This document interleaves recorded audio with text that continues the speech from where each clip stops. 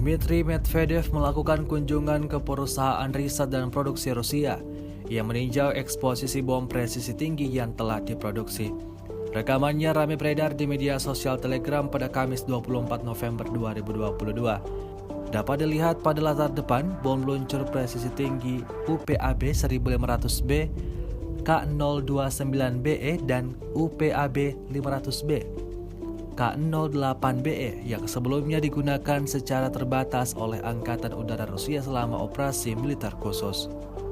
Bom udara ini memungkinkan untuk menyerang dari ketinggian 15 km pada target pada jarak hingga 50 km dengan akurasi hingga 10 meter, yang tentunya dijamin akan mengeluarkan pesawat dari sebagian besar manpas yang tersedia di Ukraina, serta sistem pertahanan udara jarak pendek dan menengah.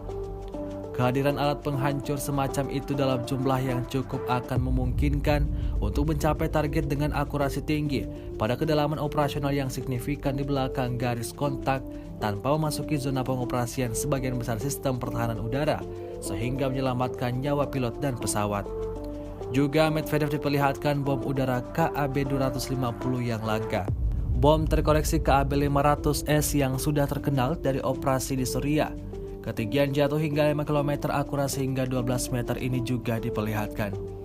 Pihak perusahaan terus menggaungkan tentang kurangnya bom presisi tinggi di Angkatan Udara Rusia yang memungkinkan serangan dari jarak jauh yang memaksa pilot mempertaruhkan diri dan pesawat mereka. Hal itu dilakukan agar menjadi perhatian negara, khususnya Presiden Rusia Vladimir Putin. Terima kasih sudah nonton. Jangan lupa like, subscribe, dan share ya.